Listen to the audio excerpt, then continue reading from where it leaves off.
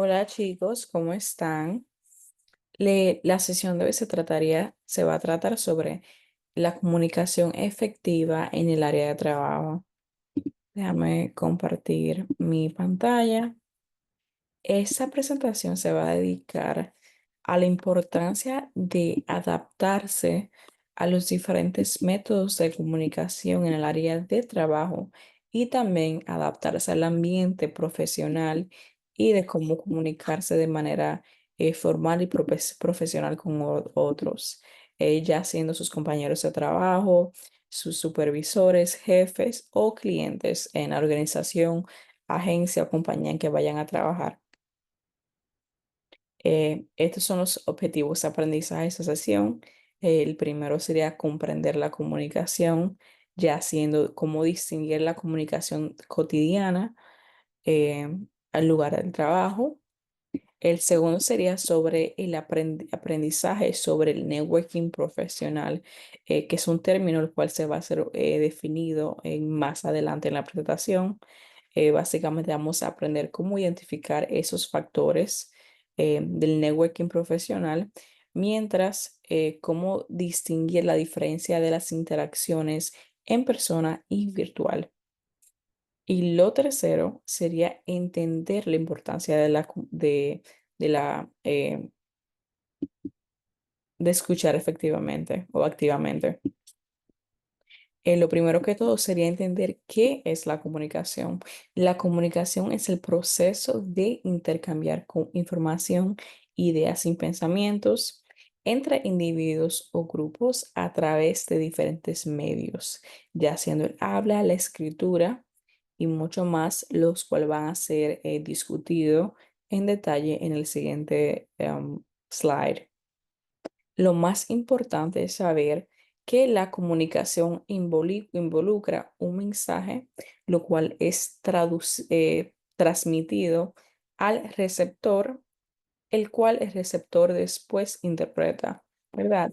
Entonces, como por ejemplo, ahora mismo yo le estoy comunicando un mensaje por eh, el- la comunicación verbal con mi habla. eh, y ustedes serían los receptores, los cuales están recibiendo el mensaje que estoy enviando. Y ahora es su turno de interpretar lo que el mensaje que estoy enviando significa para ustedes. Como otro ejemplo, si alguien le manda un mensaje de texto, ¿verdad? El mensaje de texto es el mensaje enviado, ¿verdad? El inicio de la comunicación. Ustedes son los como receptor, son los que reciben el mensaje de texto. Entonces ahora te toca a ti interpretar o descifrar qué significa el mensaje de texto, cómo ustedes creen que sería el tono de vuestra persona, qué significa los emojis que ellos enviaron, ¿verdad? Entonces ese es el proceso de la comunicación. Tenemos el mensaje, el receptor, la persona que recibe el mensaje, y después el receptor va a identificar o descifrar lo que el mensaje significa.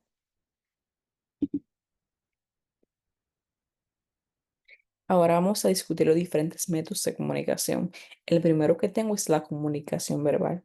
Ahora como me estoy comunicando con ustedes, en paréntesis puse algo aquí que es el tono de voz. Eso es muy importante. Muchas personas dicen que es lo que tú dices y otros dicen que es como tú lo dices, pero para mí es ambos. Es lo que tú dices, cuáles son las palabras que tú decidiste utilizar para enviar ese mensaje y cómo suena tu tono de voz. ¿Tu tono de voz está de acuerdo al mensaje que estás enviando o es totalmente diferente, verdad? Porque yo puedo estar aquí sentada hablando de manera formal o calmada, pero puedo estar diciendo mala palabra o puedo estar hablando de una manera que sea irrespetuosa, aunque mi tono de voz sea calmado, ¿verdad? Entonces, cuando eso pasa, confunde al receptor porque está enviando diferente tipo de mensaje, porque mi tono de voz está diciendo que estoy calmada, pero las palabras que estoy usando está diciendo que yo estoy como agresiva, como que estoy molesta, ¿verdad?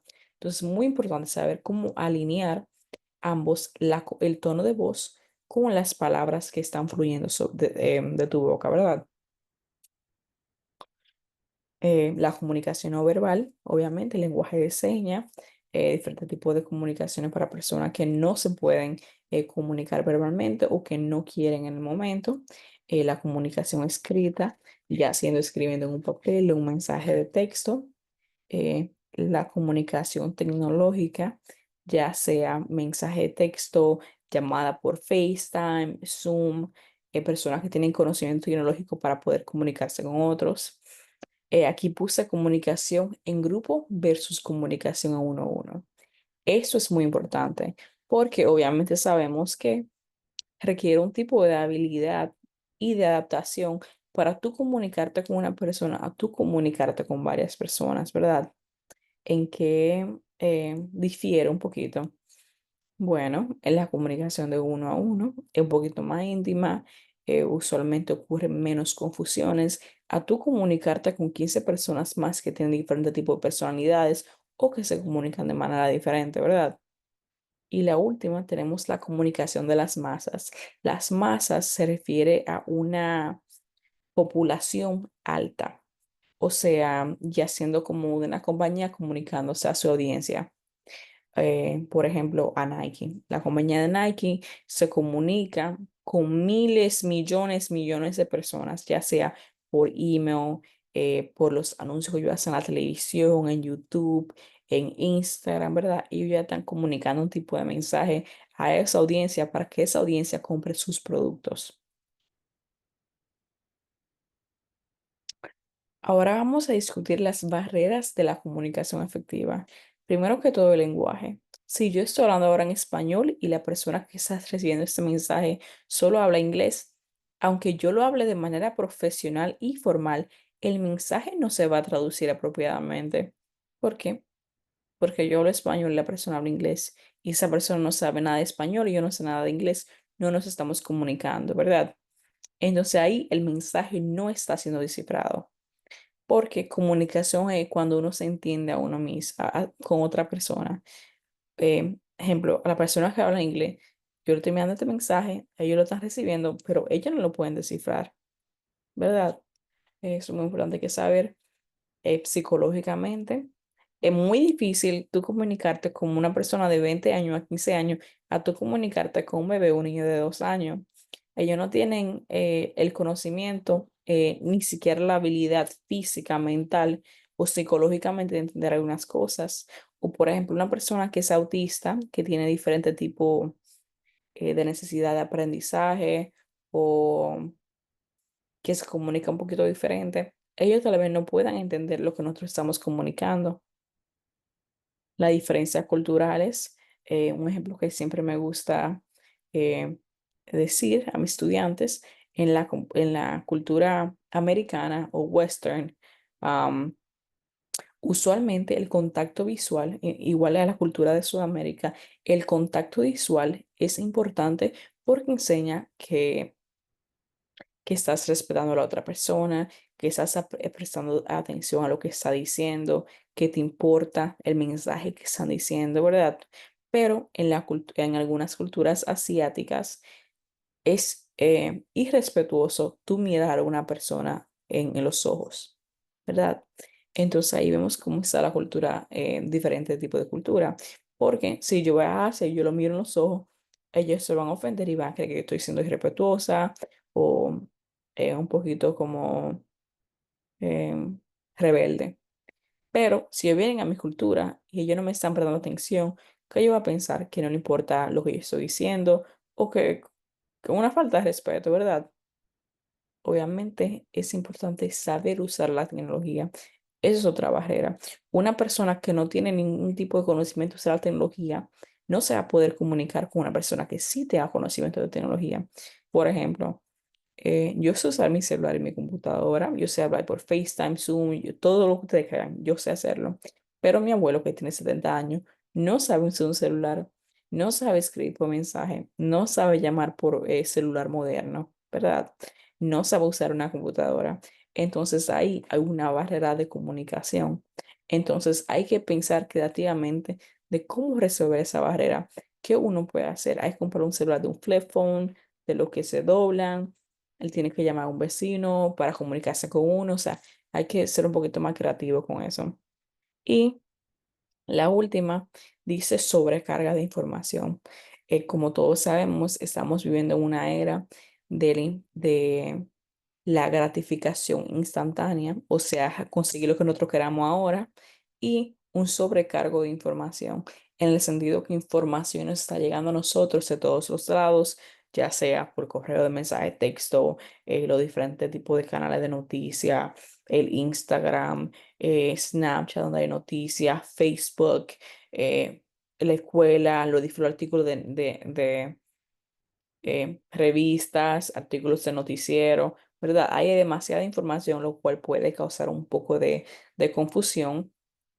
Por ejemplo, si yo tengo que leer, ok, por ejemplo, leer un ensayo de 15 páginas, a tú leer un ensayo, un artículo de una página del mismo contenido, yo sinceramente prefiero leer una sola página, lo cual va a ser un poquito más conciso, más claro, que yo leer 15 páginas y yo recordarme de casi nada, ¿verdad? Entonces hay una diferencia. ¿Cómo superar estas barreras? Lo primero que todo es el entrenamiento, el desarrollo profesional, lo cual se consigue practicando y atendiendo sesiones o workshops que te puede ayudar a tu desarrollo profesional, como lo están haciendo ustedes ahora, atendiendo mis clases. Ustedes se están desarrollando profesionalmente porque están aprendiendo habilidades, las cuales lo va a poder ayudar no tan solo en su vida personal, pero también en su desarrollo profesional. La sensibilidad cultural, como mencioné antes, es muy importante tener conocimiento de diferentes tipos de culturas para que así uno se pueda adaptar o comunicar apropiadamente con esa persona o esos grupos de personas. El último, el uso efectivo de la tecnología. Es importante tomar ventaja de los servicios y la tecnología que tenemos.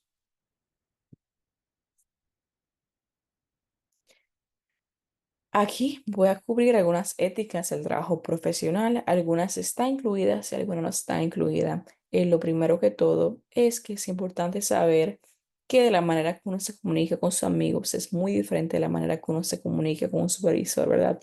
Con un diferente ambiente, un diferente tipo de nivel de respeto. Por eso es importante saber cómo adaptarse a los ambientes y a las personas que uno se rodea. Porque, por ejemplo, de la manera que ustedes le hablan a sus amigos, no va a ser la misma manera que ustedes le hablan a su mamá, o de la misma manera que ustedes hablan en la calle, no va a ser la misma manera que uno habla en una iglesia, en una hora santa o en una misa, ¿verdad? Eso requiere otro tipo de comunicación, otro tipo de respeto al espacio. Es muy importante saber cómo eh, leer el ambiente, leer el salón, leer las personas, para así tú saber cómo te deberías de comunicar apropiadamente en ese ambiente. Otra cosa que quería decirle que al comunicarse con un supervisor, usualmente lo más respetuoso y considerado como bueno o aceptable es comunicarse con esas personas en su horario de trabajo. Por ejemplo, de 8 a 9, o no, de 8 a 9 no, de 9 a 6 o de 9 a 5, ¿verdad? No enviarle un mensaje de texto o una llamada a las 11 12 o 2 de la mañana.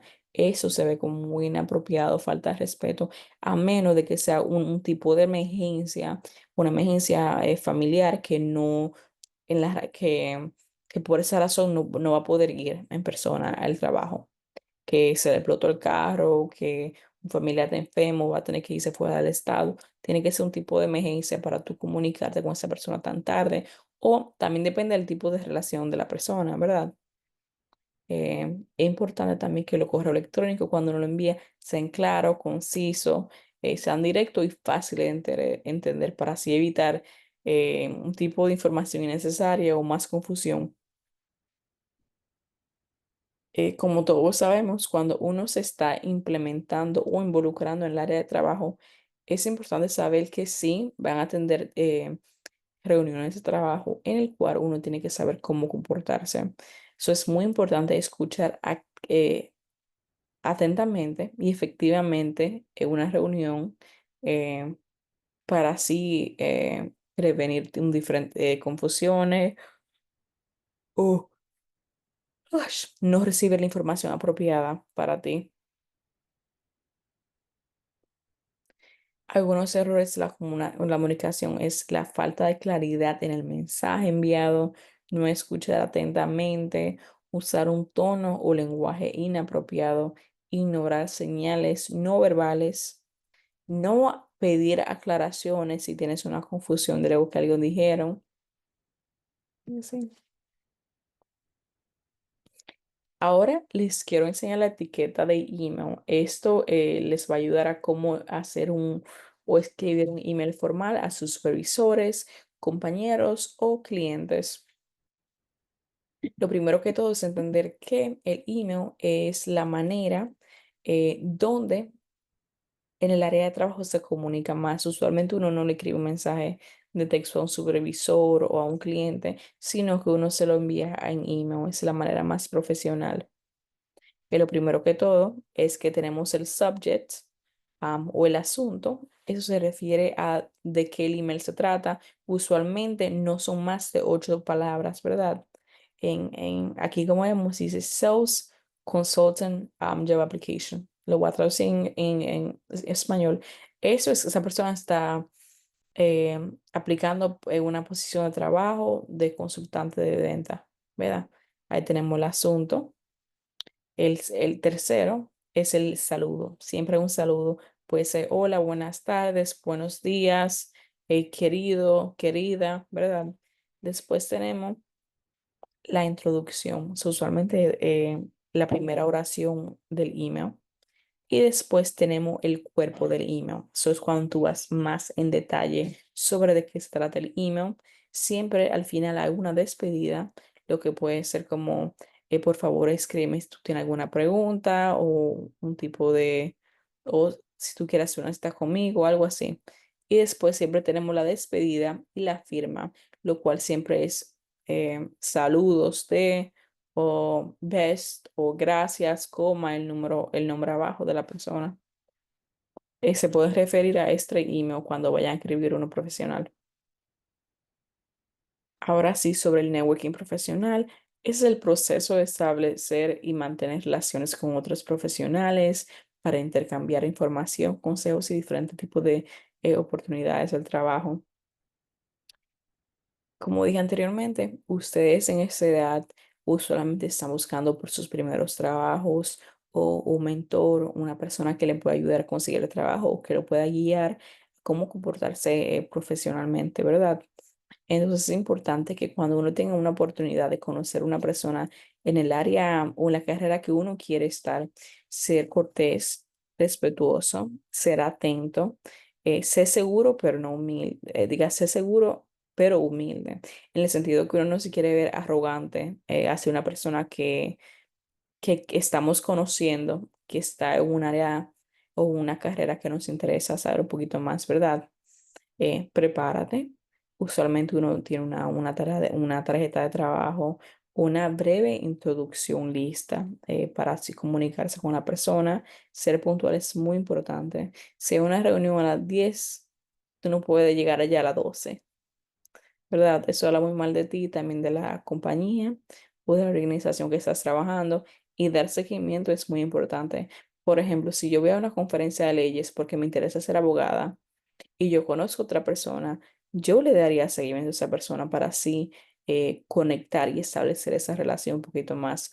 Usualmente yo diría, hola Vanessa, fue un placer conocerte ayer, disfruté mucho nuestra conversación, específicamente cuando las dos hablamos de nuestras infancias y las razones por qué queríamos ser abogadas.